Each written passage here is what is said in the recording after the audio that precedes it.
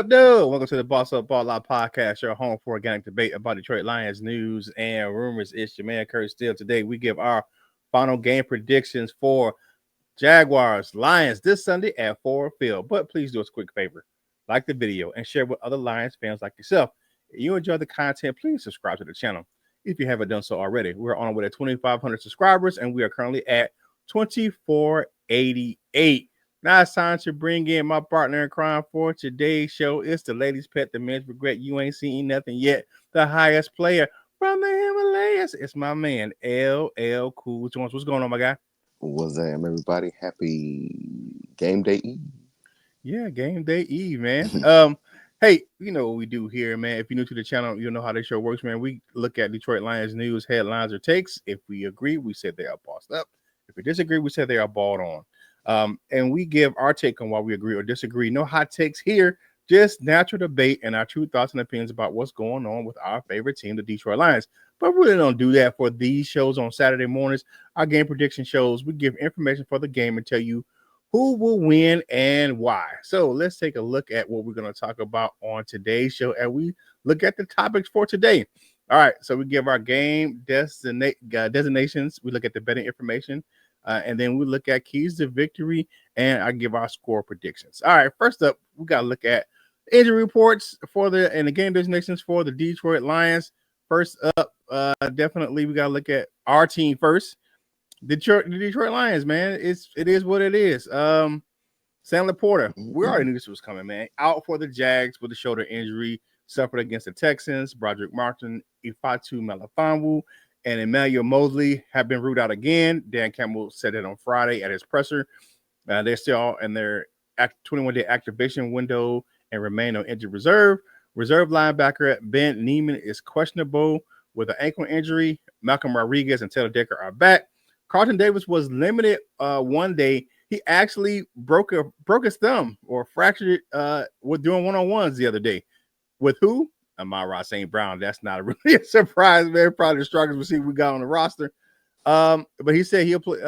He gonna wear a brace or cast it up, and he gonna play going forward. He ain't gonna slow him down, man. So, looking at the injuries for the Lions, is there any surprises for you? I mean, we're coming in still pretty healthy, except for Laporta.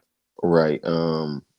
I was glad to see that Malcolm Rodriguez participated. I had even sent it to the group on that.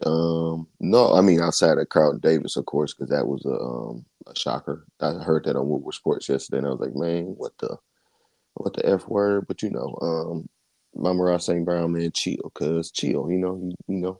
But no, he said he gonna play anyway, so there we go. So no concerns, I guess, but no shocks either. Too much. Yeah, and looking at this roster, Brock Wright and James Joshua can hold it down. I wouldn't be surprised if we elevate James Mitchell for this game as well. If we have 3 tight ends on the roster, so yeah, I didn't know James Houston. I mean, would you say James Mitchell? I forgot he was still here. He's on the practice squad. Yeah, he's still here.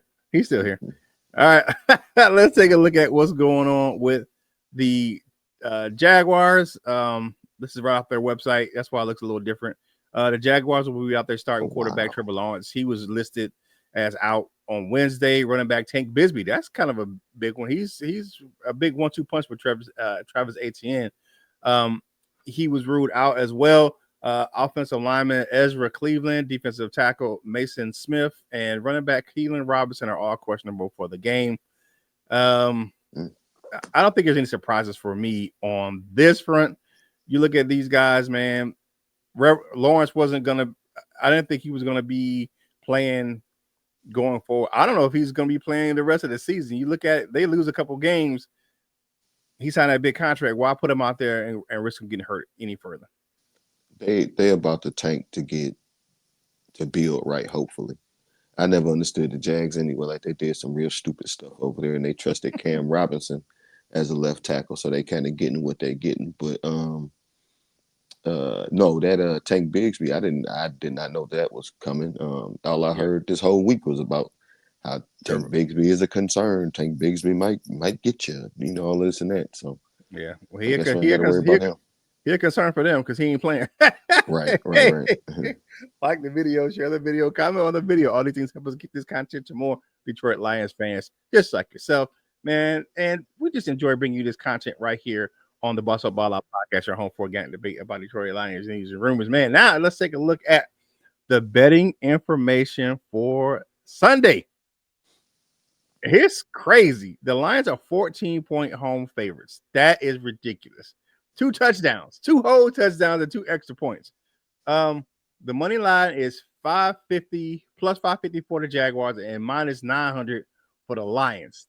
That means you place a straight up bet on the Jaguars for $100 and they win. You'll get that 550 plus whatever you bet for a total purse of $650.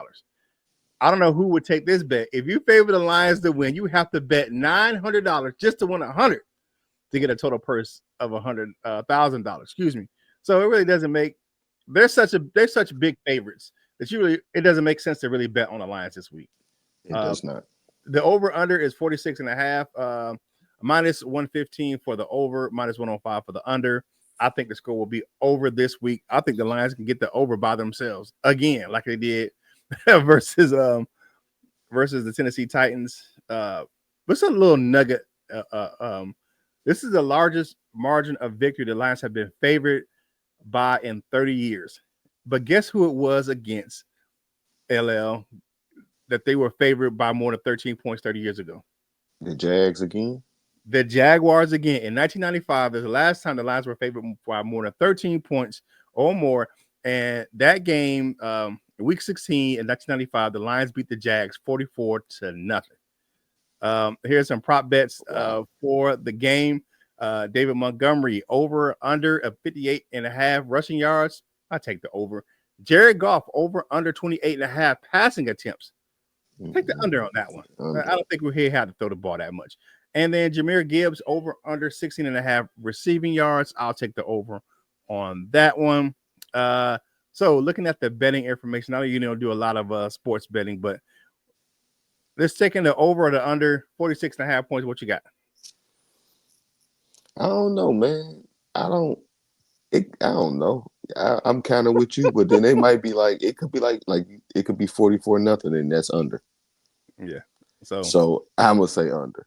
I don't know what the score gonna be, but I'm gonna say under. I'm gonna take the over on that. I think it'll be. I'll let my score predictions speak for themselves here in a short bit. All right. So hey, make sure you go check on them prop bets though. I would take that Jared Goff one for sure. And then, I'll take the Jared Goff one as well. Over under 8.5 pass attempts. I don't think you need to throw the ball that much. Yeah, you better not. Yeah, and I'll take the over on Montgomery and Gibbs as well. I think that both of them are reached those plateaus. Yeah, I think I'm with you on those. Yeah, I think Gibbs will have a good 20, 25 yards receiving. And I think this is Demo's game to go off. I think this is his bounce back game. I think he gets close to 100. I do not bet, but if I did, this is what I would bet. Okay. If you got a ticket where it's like, all right, these are some, I will add if it's available, I will add a Jameson Williams anytime touchdown and a Brock Wright anytime touchdown. I get what you're saying. Yeah, I think both of those guys can score against this Jags defenses. Jags have the 30th ranked passing defense in the league right now, and they played good last week against Sam Darnold, but that's Sam Darnold. Yes. Yeah. So that but yeah. Pumpkinhead. Yeah. But yeah, let's get into keys to victory. What you got on offense, man? Keys to victory on offense. What you got? Just give me one good one.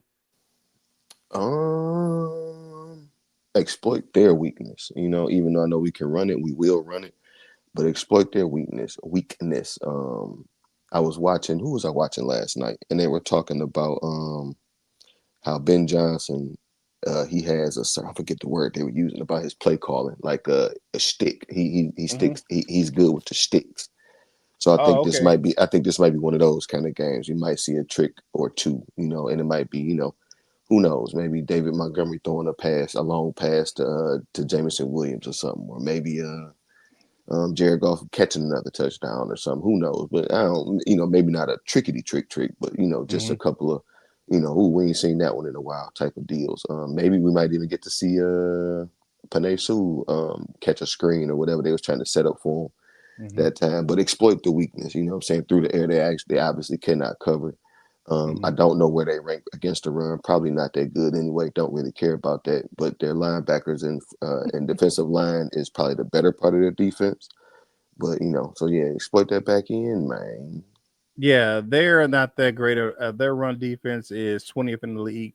Their pass defense is 30th in the league, and their total defense is last in the league at 32. They're absolutely last. Their defense is absolutely Well, ass. Um, for me, on offense, man, the offensive line list is intact, so they will rely on Sonic and Knuckles to set up the play action for Goff to take advantage of that 30th ranked passing defense. So that's where I'm at with that. I just think that they need to just be themselves, pretty much. Be yourself, man. Run the ball, play action, and do what you need to do to take care of this game.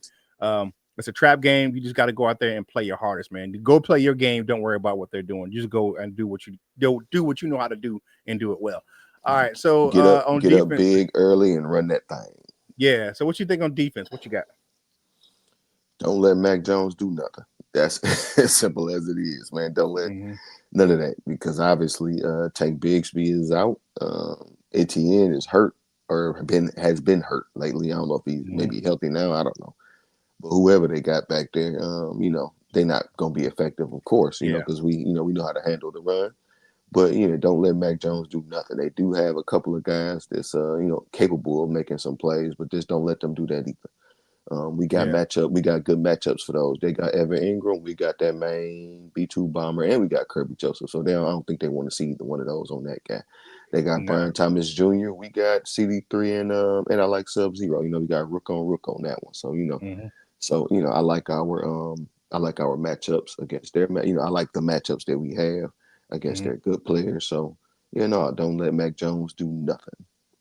Yeah, for me on defense, man, do what you got to do. What you do, be yourself. Cause multiple turnovers, man. On defense, man. Make sure you get good pressure on Mac Jones. They sacked him a lot last week in Minnesota, and we can do the same thing in Detroit. Their offensive line isn't that great, so I think that's what we need to do: get pressure and sack Mac Jones, get him turn that ball over, man. Get him throw some interceptions. All right, time for score predictions, man.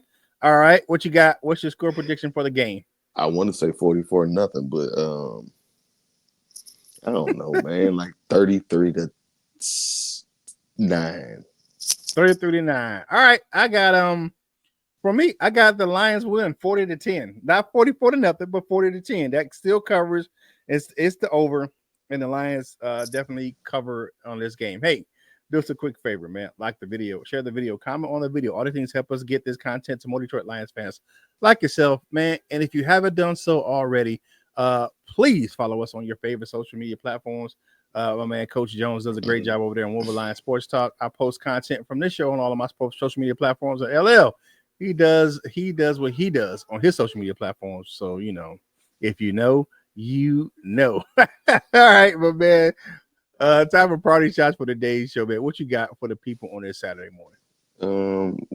Everybody send a wake up call to Coach Mike, and now Creek got him again, I guess. But happy Saturday, y'all. Enjoy y'all day. I think I'm cooking cheeseburgers today. All right, yeah, definitely. Shout out to Coach Jones, man. He couldn't make it this morning, man. But probably hitting that Knob Creek again. Well, no, I'm just messing with you, man. But he couldn't make it this morning. But we'll catch him up on Monday, man, on our recap reaction show. But thank you for joining us right here on the Boss Up Ball Out podcast, your home for organic debate about Detroit Lions news and rumors. Man, have a great day. Have a great Saturday. Watch some college football. And it's some great football on tomorrow, man. Some really big matchups, but it starts with the beatdown of the Jaguars and the Motor City. Hey, do your man Kurt still a favor? Whatever you're doing in life, you got to boss up, ball out, and be the best version of you that you can be. From my man LL Cool Torrance, this is Kurt Steele, and we will holla at you real soon.